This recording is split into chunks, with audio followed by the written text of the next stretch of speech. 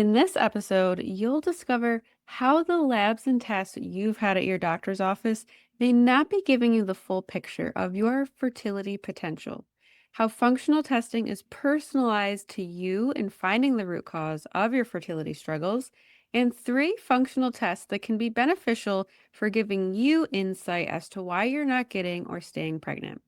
Plus, 3 actionable steps for you to start cultivating foundations to support optimal fertility today. Welcome to the Finally Get Pregnant Naturally podcast, the podcast helping women identify the real reasons you haven't conceived or stayed pregnant so you and your partner can finally grow the family of your dreams. I'm your host, Dr. Katie Wood. Let's dive in, shall we? In this episode, I'll be talking with Hannah Davis, a registered dietitian practicing integrative functional testing, as well as a certified meditation teacher and spiritual psychology coach. She's a functional nutrition practitioner at Pivot Nutrition Coaching, a virtual nutrition coaching program helping men and women specializing in functional testing, PCOS, fertility, blood sugar management, gut health, weight loss, and more. We'll be discussing functional testing and how this can support your fertility and ability to get pregnant, even if you've been struggling. So, welcome, Hannah. I'm looking forward to our conversation today. Thanks for having me. So, some of the listeners might not be familiar with functional testing and what exactly that is. I feel like that term is thrown around quite a bit these days, especially on social media, but maybe someone doesn't have a full understanding of what that is. So I would love to hear your take on what is functional testing and how does this differ from the conventional testing that people are accustomed to getting, like at your typical regular doctor's office, maybe at your OBGYN, and even with fertility specialists as well. Yeah. I'll just start by saying I think conventional lab testing could definitely be helpful. What we've seen in practice, or what a lot of my clients start out with, is just conventional lab testing. Maybe they'll get some blood work done to look at nutrient status and hormones, things like that. But functional lab testing really allows us to uncover what's actually happening inside of your body, whether it's imbalances in your microbiome, signs of inflammation, or hormone dysregulation. This data really allows us to create a more tailored plan that targets the root cause of your symptoms rather than just addressing surface level issues.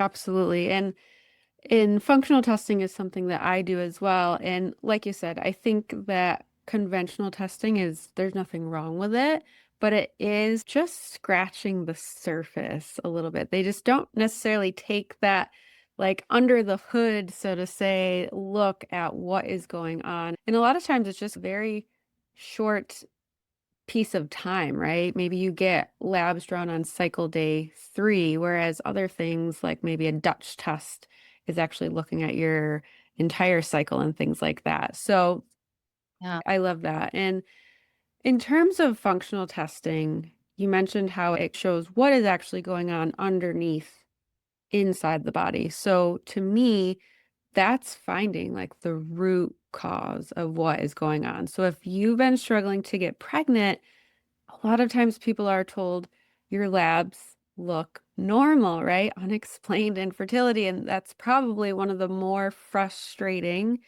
diagnoses because you don't really have anything to work with. But I think that this is where functional testing can come into play. And I'd love to just hear your thoughts on that and maybe things that you've seen with your clients where things looked normal and then you did some tests with them and you actually found that, hey, this is what's going on underneath. Yeah. And that's so true. That's a really common pain point of my client being told, like, hey, everything looks normal. Maybe it's you just need to relax or something like that. And women often come to me after trying everything, like elimination diets, random supplements, lots of Googling, and they're just exhausted and discouraged, or they just feel like, hey, I'm doing all of the right things and I'm still not seeing results. So that's when we pause, just simplify and then look at the root cause. And that's really where the functional lab testing comes in. I love running a Dutch test, I think, to start. That's one of my favorite functional lab tests to run. Yeah, I'd love to know your go-to functional tests for your clients, specifically for fertility, and why. What is some of the information that you're gathering from these tests? Yeah. Usually it's like a good starting place would be a Dutch test. So Dutch stands for dried urine testing for comprehensive hormones. I used to think it was like of Dutch. So it's actually like an acronym, but it's a very unique way to look at hormones because traditionally, before this test was available, you would have to rely on blood work for hormones and saliva for cortisol, which was okay, but not great. When we look at urine, we're not just looking at the production of hormones, but the way they're being broken down throughout the body and metabolized. So, for example, maybe someone might take just a conventional blood test and they'll see something like their progesterone is low or estrogen is high. Whereas when we're doing a Dutch test, we're actually able to look at the metabolic pathways of each of these sex hormones. So it's going to tell me more root causes than just like looking at the blood test alone. So I'll give you an example. Maybe looking at estrogen metabolism as a nutrition professional, I may see 3 clients with estrogen dominance, but their root causes are all going to be different based on how that estrogen is actually being metabolized. Or that estrogen, high estrogen piece might be why like it's a why we're seeing like low progesterone. So it's not as black and white. And really, it helps us get a lot more specific, a lot more personalized, and helps us answer some questions, which I think would have been left unanswered if we were just looking at blood work alone. I also like to run, have you heard of HTMA testing? Yeah, sometimes a lot of my clients like to pair that with the Dutch testing because a lot of times the root causes of these hormones imbalances could be caused by mineral imbalances or maybe inflammation. So like sometimes my clients might want to look at like a GI map, so do some stool testing as well. So I would say those are like the Three. that I run. Yeah. Okay. Yeah, I'd love for you to dive a little bit deeper into the HTMA, maybe explain what that is and what that's looking at specifically, because some of the listeners might not be as familiar with that one. Yeah. Some of my clients who know that the root cause of their hormone balances or gut issues are stemming from long-term chronic stress. This test is a great way to dive deeper with this and have a greater understanding of their body's unique stress pattern. So I'll utilize this test most often in practice. So an HTMA, it stands for hair tissue mineral analysis. And it's a pretty non-invasive test. We're just using about a teaspoon amount of hair.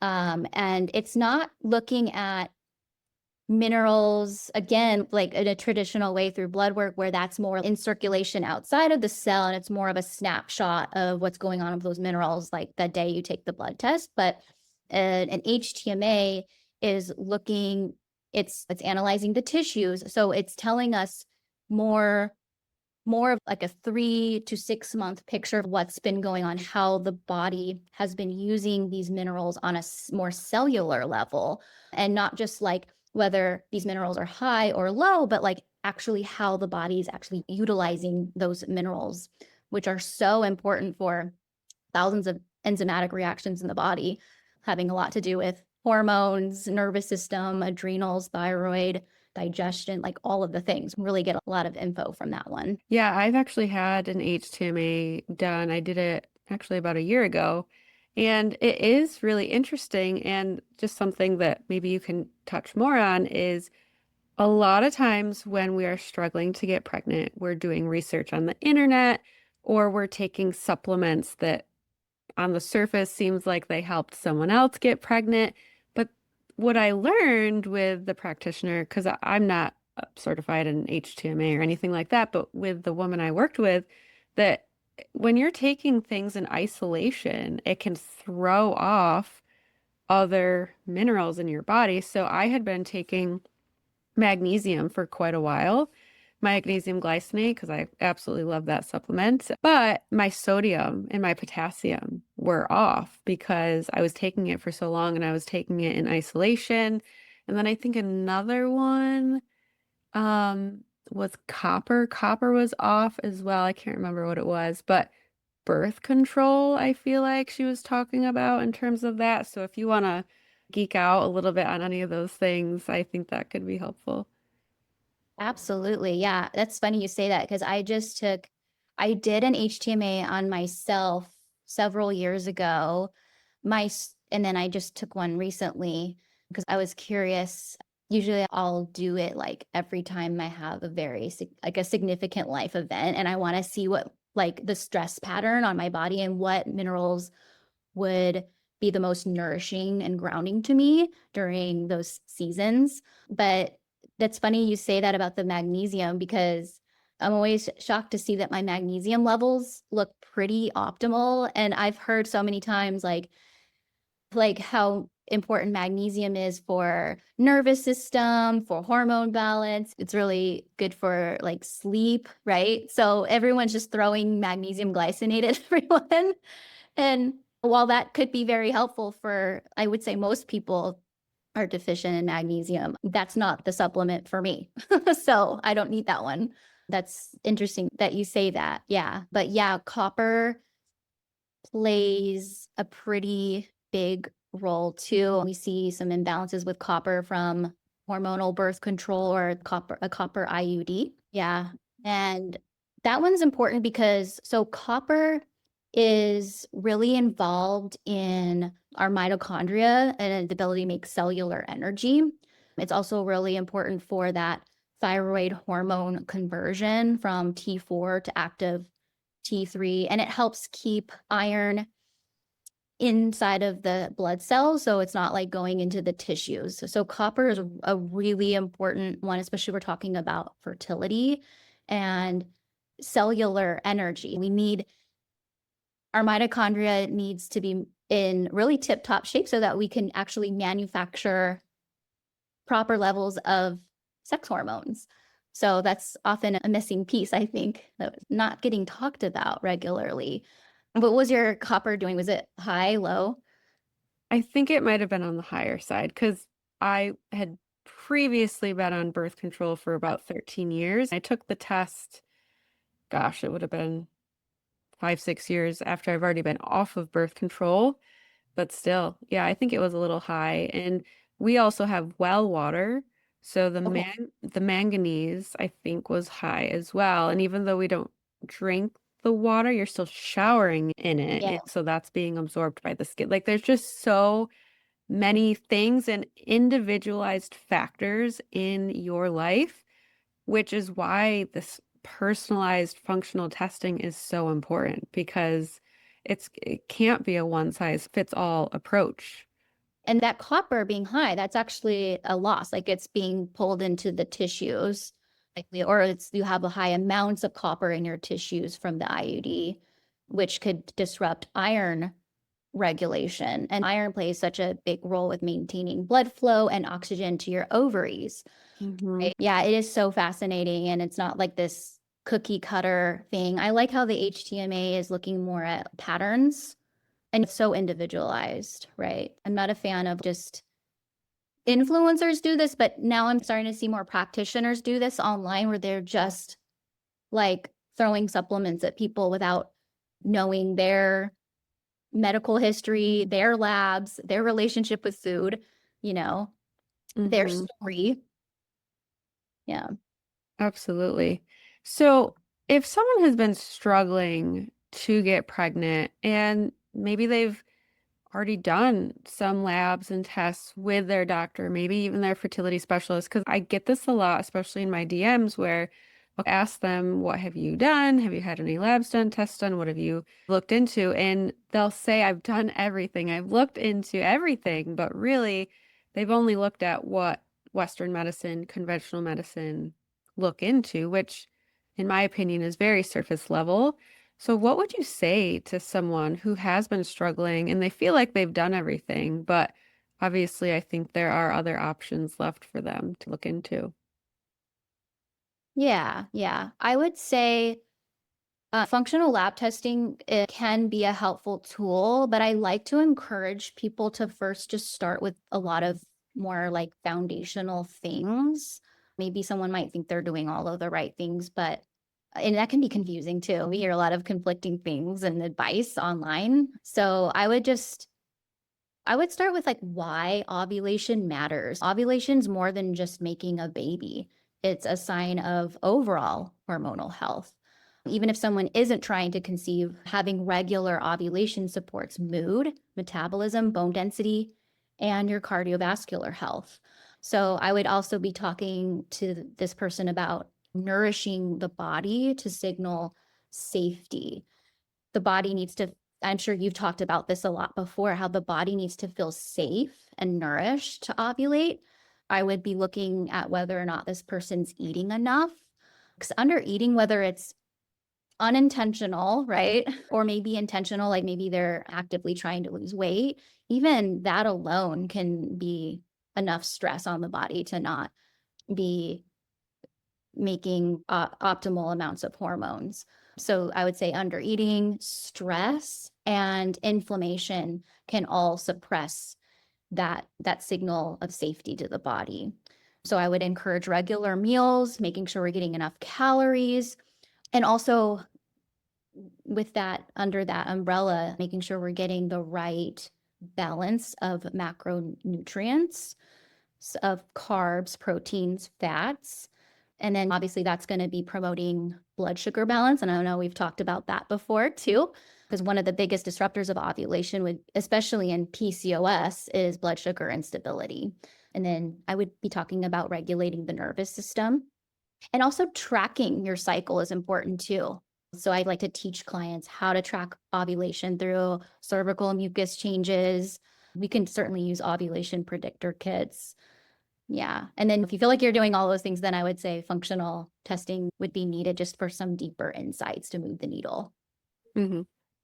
Yeah, absolutely. I think having those fertility foundations is really important, no matter which route you're taking, conventional or more like holistic functional testing. I think that you want to make sure that you have those in place because no matter what, that's going to support a healthy fertility, getting out in nature, sunlight. There's just so many things that I feel like we can either easily become disconnected from or just like we don't even realize that, oh, I'm not even getting outside enough in my day and getting that Wow. sunlight for my circadian rhythm and all of those things. Yes. Yeah. There's just so much we can do with like food, lifestyle, nervous system support to just guide it back. Yeah.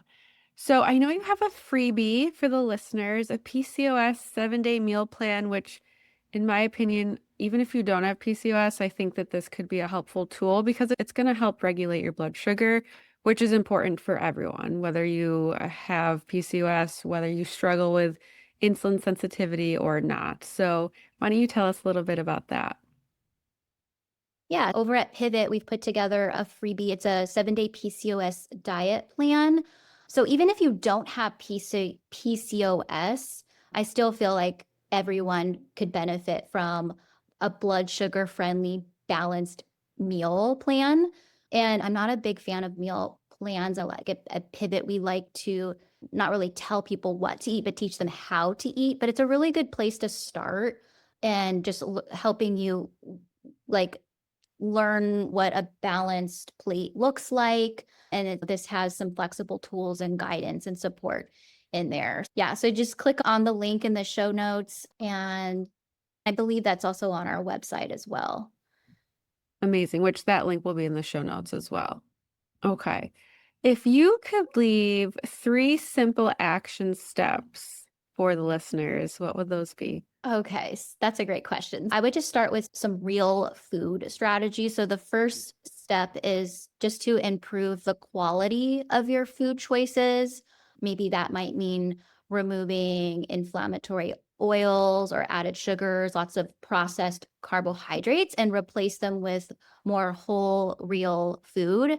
And Just the goal would be to eat a sufficient amount of carbohydrates to promote ovulation. So I'd be focusing on whole, real food sources like starchy vegetables like potatoes, beets, squash, corn, and then whole fruit, hopefully like 1 to 3 pieces of fruit per day, and unprocessed whole grains like legumes, if tolerated, like rice, oats, beans, lentils, and then lifestyle strategies, exercise. It's a crucial tool in repairing insulin sensitivity and managing blood sugar levels.